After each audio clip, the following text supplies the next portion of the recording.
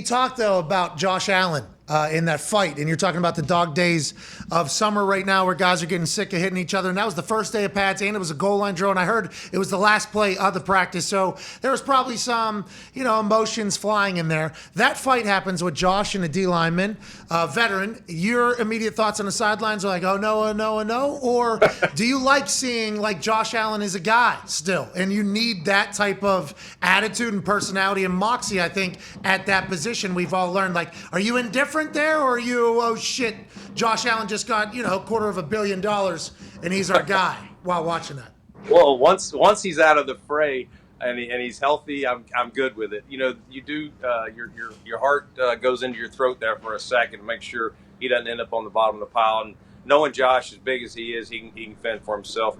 You don't, obviously want your quarterback necessarily in the middle of fights, but that's who he is. He wants the ball in his hands. He's not afraid. I always kind of get on to him, not for bad throws, but for taking hits. So it's one of those things. I almost think he does it to drive me nuts a little bit, and that's just who he is. So I'm not going to try and change him. That's for sure. Yeah, there's Beane. All right, here, let me. Yeah, what do you want to do? You want to get it? That's awesome. Speaking of him wanting the ball, we've seen him run ISOs and powers and leads. I mean, he's 6 foot whatever. He's bigger than everybody, stronger than everybody, faster than everybody. And just like other quarterbacks are able to run, his ability is not only being able to be fast and outrun people and jump over people, he can also run through people. And we saw a lot of that last year, right? I mean, he wasn't taking big shots, but he certainly wasn't shying away from potentially running somebody over. That was Daboll's offense. He's gone now. New play caller. How has that process been, and how do you go about picking who the next person going to be in Josh Allen ear, who everybody thinks is the next prototype in the NFL? Yeah, I mean, Dable did a great job here with Josh. First 4 years, kind of helped get this program off the ground on offense. And fortunately, we had Ken Dorsey here, who was here 3 of those 4 years. And Sean and I were familiar with Ken back in Carolina. Obviously, he had a great history in college and played some pro. But Ken's a grinder. He and Josh meshed well. And although we did look on the outside, we ultimately decided that Ken was the best fit, not to have to change the offense, the terminology, and just kind of, move him up. And then we brought in Joe Brady, who had great success to be the quarterback coach down at LSU, and then was in Carolina for a stint. And Joe's been great as well. And, with the running part, we have to be smart with that. Josh does want the ball in his hands. He does want to run, but, ultimately he's learning.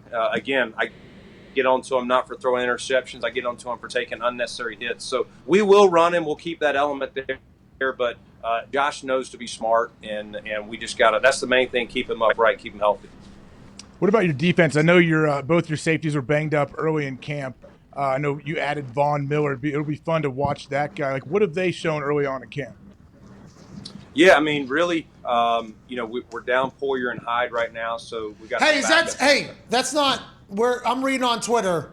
That's a massive fucking shot this early in camp. But I guess Capaccio told us silver lining is you have depth at safety that now you're getting some reps that you wouldn't normally get with those guys. And Poyer and Hyde will be back.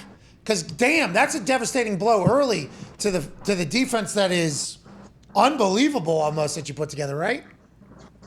Yeah, I mean, you don't want to lose those two guys. They're the backbone of the secondary, especially Trey White's on his way back from the ACL that he hurt last year. So we count on Micah and Jordan. Luckily, Micah's working his way back in. Jordan's probably another week or two away. But it's been good to get these young guys some experience. You never know when that's going to happen. Jaquan Johnson, DeMar Hamlin, Nick McLeod, those guys are all some young up-and-comers. So, you take the good with the bad. But overall, our defense is probably one more, as I said earlier. And the D-line has probably been the biggest effect, kind of affecting, offense, just getting too much penetration on the quarterback. But that's also good, for Josh, not to be able to stand back there and play 7-on-7, have to move around in the pocket, have to scramble and still make plays.